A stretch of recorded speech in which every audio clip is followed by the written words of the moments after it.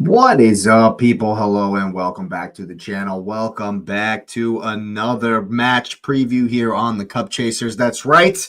The Arsenal are hosting Bournemouth at the Emirates Stadium as the Premier League returns tomorrow for the Gunners in what is going to be a massive game. Lots of pressure on this one, of course, to keep the momentum going, to keep the pressure on Manchester City in this title race. And believe you me, Bournemouth are going to be no pushovers whatsoever. Going to be a really tough one. So go ahead and smash up the likes for the preview. And of course, if you're new, go ahead and subscribe to the channel. It would be a pleasure and an honor to welcome you to this community on our road to 500 subs. It really does help the channel, and of course get the notification bell on. You know the drill. Share it on all the socials, all that good stuff, of course. All right, let's hop right into this one. Normally I don't get to do the match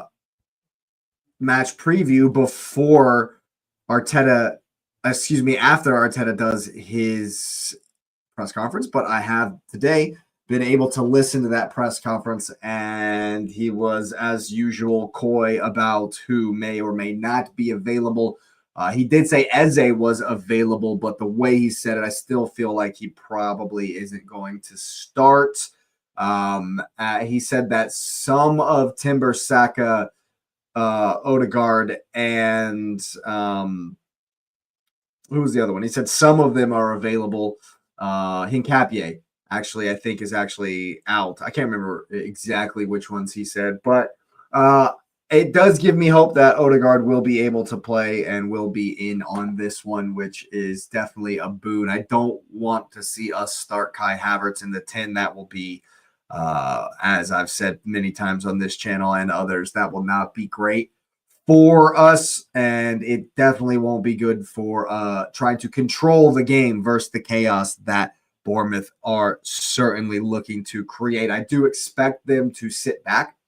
I do expect them to play on the break. Of course, Evan Nielsen is going to be, he's always lively, always kind of a pest up top. That's kind of his game, and so definitely the one to look out for. Junior Krupi as well, probably going to be very difficult to deal with, as he's having a very good season this year.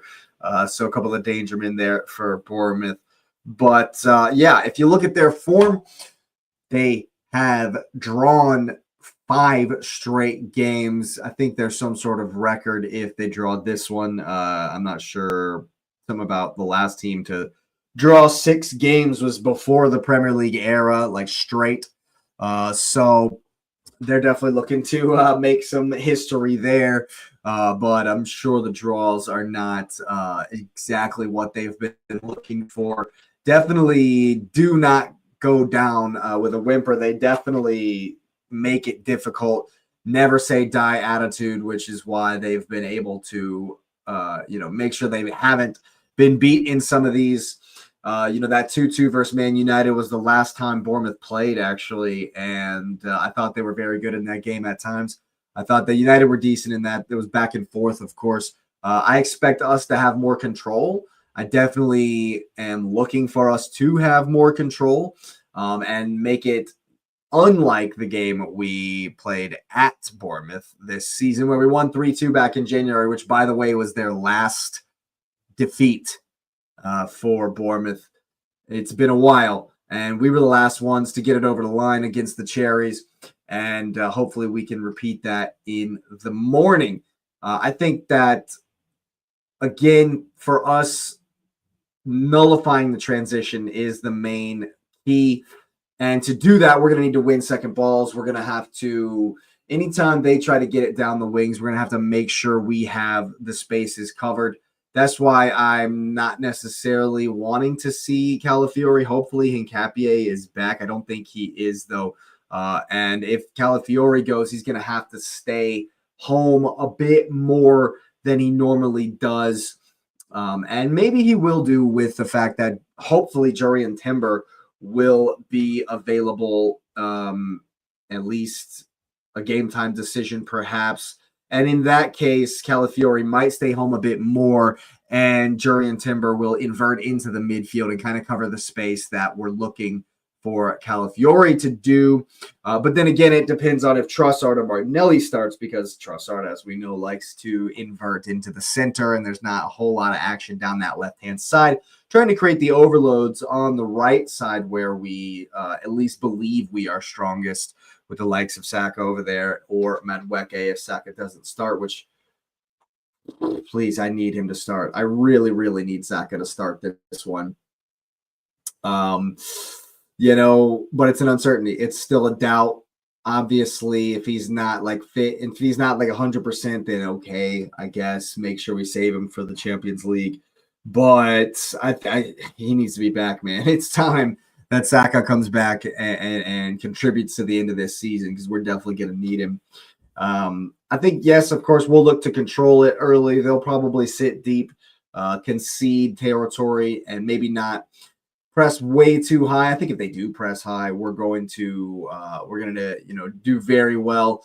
But we have to make sure, and of course, with David Raya in there, he's going to be able to get, pass it through the lines more so than Kepa did. And that might be the blueprint to kind of give us a tough game in the buildup that Man City did. And so they might kind of look to do something similar, but I have confidence that David Raya will be able to, figure it out. And of course, we've seen it before. So I think that with Declan Rice in there and Martin Zubimendi, and of course, if Odegaard is in there, he'll definitely come back to get the ball a lot more than a Kai Havertz would, for instance. It'll be interesting to see if Eze starts based on Odegaard's knee issue, problem, whatever it was. I think it was just fitness, really, when he came off in the 60th in Portugal. So I'm not sure if Eze is able to go from the start, and I think that he and Odegaard will maybe combine to put the 90 minutes together in this one. And I don't think that's necessarily going to be a problem. I think it'll be just fine,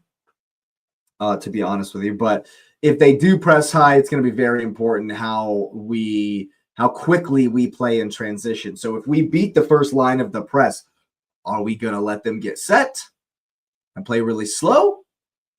Or are we going to play 1-2 touch stuff when we get through the lines and Odegaard has a ton of space to bring it forward through the midfield? Is he just going to bring it forward and then stop? And then we'll try to break him down, because we haven't been attacking the outside backs enough to really be doing that. So we need to play quicker in the transitions, a lot quicker in those transitions. That is for certain. And I've been calling for that for a while, honestly.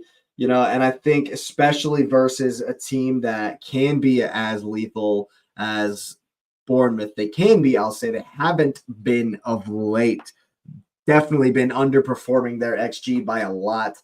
And so it's important that we score early in this one. It's important that we, with the control in the beginning, and the chances that we'll definitely create as the game kind of settles itself in. I think an early goal would be absolutely massive for Arsenal in this one. It would make Bournemouth come out. It would make us, give us more space to work in. But all in all, I think it's going to be won in the transitions.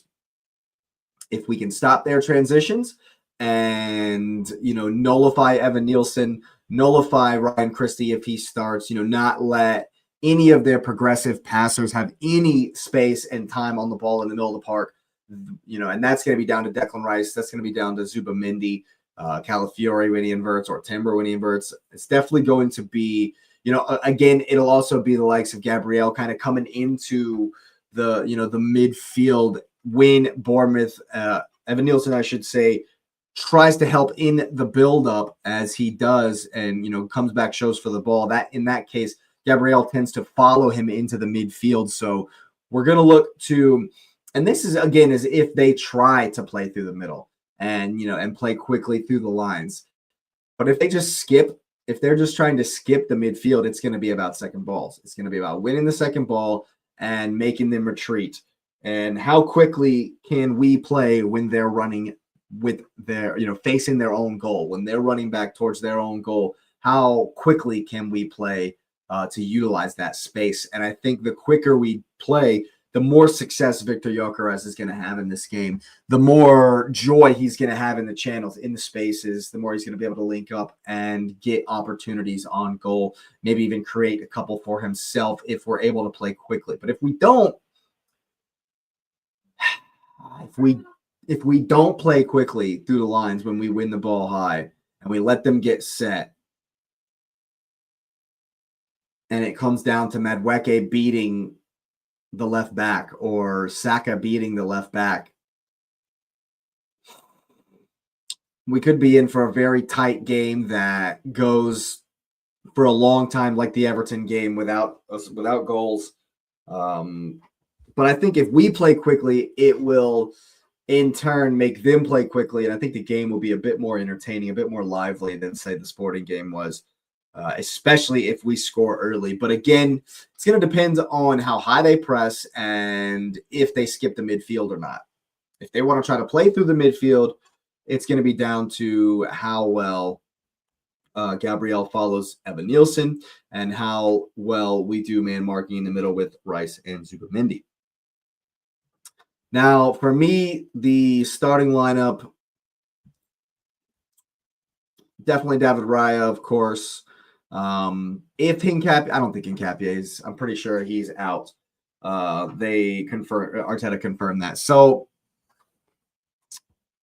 I think it's got to be Calafiori, unfortunately. It'll be interesting to see how much he stays home, and if he does, I think he'll be in the positions to defend against the transition and to help out in the, our most important defensive aspect of the game is how well we control the transitions, right? So if he's in the right spaces, if he hasn't gone crazy and when marauding up the field into the right winger position to try to combine with Bukayo Saka, then maybe he'll be in the space to help defend. If not, this game is going to be Big Gabriel is going to have a massive game, as well as Saliba on the other side, if we do the opposite of what I'm assuming. Now, there is a world where if Calafiori isn't fit and available, I would play Mosquera, to be honest with you. He'll stay home a lot more. He will give that defensive stability and allow Timber to invert on the other side. Now, if Timber's not fit, it's just getting... If Ben White's back there, I'm going to need him to step up. I'm going to need him to step it up. He has not been at the levels recently, and I think that if he does play, they will target him, and I think Saliba is going to have to make sure he's got an eye on that for cover. Declan Rice as well, because that's a weak link for me in the team. I think Ben's been playing well below his potential, and it cost us. Almost cost us for Sporting, cost us for Southampton. So I don't want to see Ben White, to be honest with you. I would hopefully want to see Jurrien Timber, but if he's still not 100%, I understand it. And I think as long as we, make sure we work for each other as a team and cover, I think it should be okay as long as Ben White doesn't get in too many 1v1 situations, not his best attribute. Just not. And so he gives way too much space. And so I think if we can, like we did versus Sporting, kind of keep them to very minimal chances, shots from outside the box, I'm not worried about our defensive structure. Defensively, we are very sound and we don't give up too much going the other way. But Bournemouth's, their bread and butter is what we are worst at, so it's going to come down to the transition defense. Declan Rice is going to have a massive game, as he always has. And this one's going to be tough, man. It's definitely going to be tough. I need Victor Gyökeres to have his shooting boots on. That's for sure. And I think he will do. I think, he's most likely to score for us, especially if we get the kind of speed in transition that I'm wanting us to have. I think that he will get opportunities to score in this one. And if not, and if they're playing super deep block, we'll just go back to, can we score on the corner kicks? And then they will open up, which is kind of like we've been forced into that strategy just by how deep teams play against us. So if we can hurt them early And, if they come out and they show that they show a lack of attacking ambition and a huge prioritization of defense and sound structure, clogging up the middle of the park, etc., then an early goal would just be huge, especially from a corner kick. There definitely will be corners in this one. The corner bet is on, people, that's for sure. There will be corners in this one, so make sure if you're looking to that as far as the betting is concerned, make sure you're gambling responsibly every single time out there, people, of course.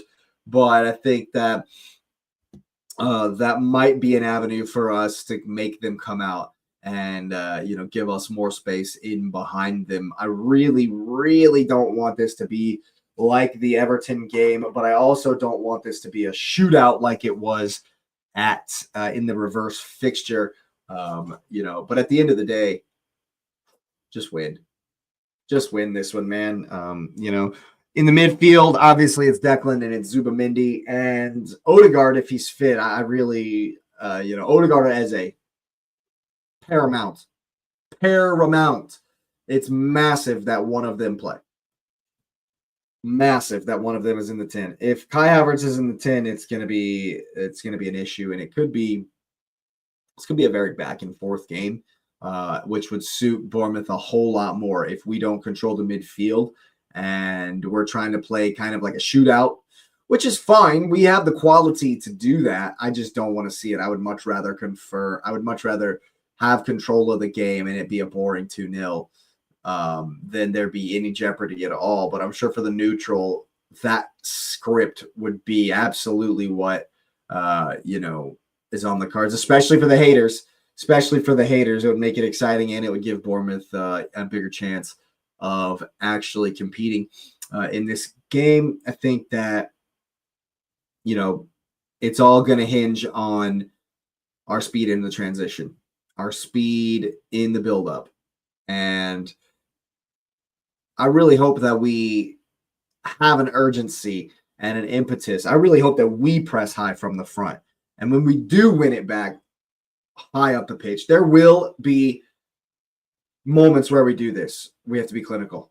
Absolutely have to be clinical. And I would much rather take the approach of play the strongest team, go up 3 goals in the first half, and then sub everybody off. I don't want us to have any kind of, in the back of our minds, we have to win the next game. We have to make sure we get through in the Champions League. So let's rest this guy or that guy. No. None of that. None of that. Play the strongest team. And so actually, I think I would rather see Trossard start and then Martinelli finish the game as we've done in the last one. I think that it does kind of sacrifice our left wing when Trossard plays of late because he's been inverted. He's been coming inside centrally like way too much in my taste, but it's obvious that it's a tactical instruction and not just he's just doing whatever the hell he damn well pleases. And so I think that if Trossard can tire out his fullback by making him follow him into the middle of the park, and then Martinelli comes on with fresh legs against a tired fullback, I think that that could be a way to go in this one. And, of course, Victor Gyökeres starts up top, and it's Bukayo Saka. For me, if he's fit, Madueke,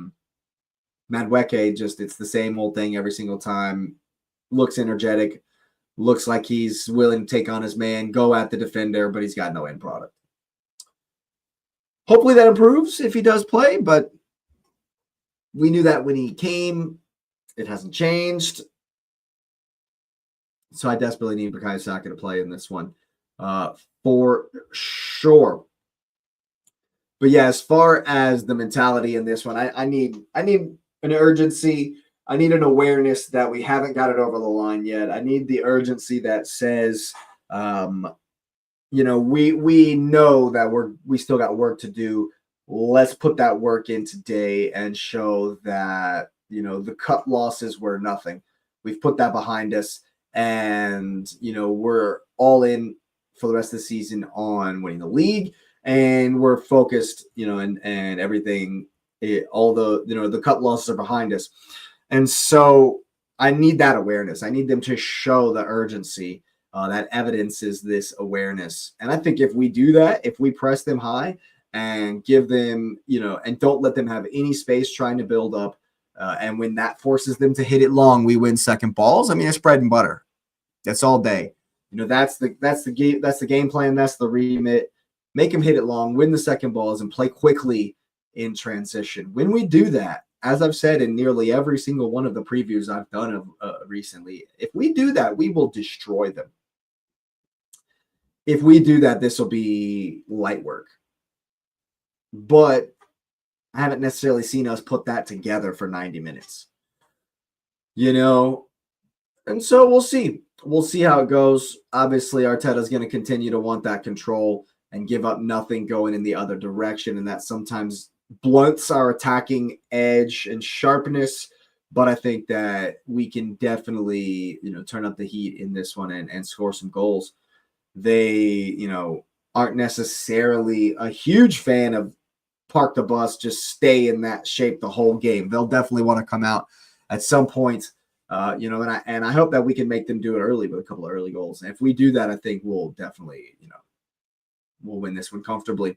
But if we don't, if we're too slow in the transition and we let them get set too much, and it's a battle in the midfield, and we don't necessarily win all the second balls, I think this could be a very difficult game. I think this could be a very, very difficult game. But if we do the fundamentals right, if we execute the basic strategy of our philosophy and principles, I think that we're very, we're very, very difficult to beat. And I think the overall, the bigger picture, is that we've been doing that all season. And so all you need to do is just add a little bit of magic, add a little bit of Eze, add a little bit of, Martin Zubamendi, even with the fantastic finish, even though Gyökeres was offsides versus Sporting Noise. We were talking about that. If we can maybe pop up with something, out of the blue from Zubamendi, that'd be pretty cool. And definitely I think those moments are going to come here in the run-in.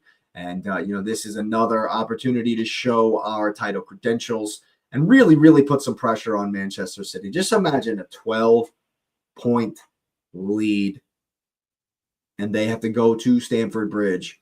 I think that as far as mentality and philosophy, that should be at the forefront of the win one for the Gipper speech from Arteta, is the fact that we can put them away. We could achieve a double-digit lead with a win and they drop points at all. We will be on if they drop points at all, if they lose and we draw, we'll have a double-digit lead. So, win the game, and it's massive, massive pressure on Manchester City and the chasing pack behind us, before they have a whole night to sit with it.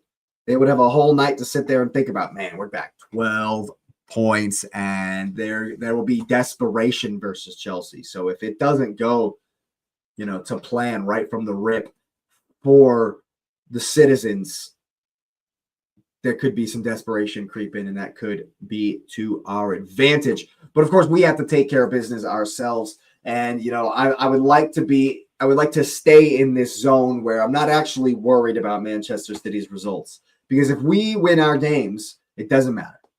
If we do our job, what they do just doesn't matter. And we've done so well to get to this point, to put ourselves in this position to where we can say that, to where, yes, Manchester City and Pep, they're amazing. Maybe they're resurgent. Maybe they're, getting into their, end of the season run where they're amazing and deadly. It doesn't matter. It just doesn't matter. If we do our job, none of that matters. That's always mattered before. It's always mattered before. It mattered in 22-23. It mattered in 23-24 when they matched every result we had for the last half of the season. And now it matters to them and not us. We've finally done the role reversal. It matters to them. What we do matters to them. What they do does not have to matter to us. Just get the result. Just do our job. Go out there and play the way we know we can, with confidence, speed, and precision. And we very well could have a double-digit lead going into the Etihad game. So we've done. I've always said that we absolutely need to take a lead into the Etihad, a lead that means that result can't put us behind. That is the ideal situation that I've said from the get-go, is if we make it to the Etihad Stadium where a reverse literally does not put us behind them in the league, where no matter the result, we cannot go behind them in the league, then we're in prime position to win. And we've done that. We've absolutely done that. And we only need one win to secure that going to the Etihad. The mental, philosophical, impact that will have on that match, especially if we win and Chelsea got something for us and we're up 11 or 12 points going into the Etihad. And, they know that it's a must. They absolutely, unequivocally cannot drop points. I mean, it's already there, really. But to really put it on them, because if memory serves, when we've had the opportunity this season to go ahead before playing them and put a lot of pressure on them, we've struggled in those games. We haven't necessarily been able to really put that pressure on. And I think this will be different. I think this game, this weekend, is the time where it's, it's starting to dawn on people. And it's going to dawn on Manchester City, especially if they struggle versus Chelsea. I don't think they will. Just from the, from form and where things are at the moment. And I don't think Chelsea are going to have anything at all for City. But the point is, do our job, and it does not matter. And it's a beautiful position to be in. That's a beautiful place to be in. It's a place we have not been in absolutely ages. In absolute ages, we haven't been in a place like this where it's like, I really don't care what City do. Because if I win my games and I perform to the level I know that Arsenal can perform to, we're going to win the league. Straight up. If we perform to our potential in this game and the 6 games after, we will win the league. There's no denying it. And to go 12 points clear before they play Chelsea would just be absolutely massive. So we got to do it. We absolutely have to get it done. And there we go. That has been the preview, people. I certainly appreciate everyone that has tuned in. So go ahead and smash up the like button for an Arsenal victory on your way out. I certainly appreciate you being here. Subscribe to the channel if you are new. It would be an honor and a pleasure to welcome you to the community on our road to 500. It really does help push the channel out to new viewers. And get that notification bell on. We will, of course, be live and direct for the watch along in the morning. Of course, for the Arsenal at the Emirates versus the Cherries. Going to be a tough game, but I'm certainly looking forward to it. Once again, thanks everyone that's here and that has been here. And I hope you have a wonderful night. And you will see me next time.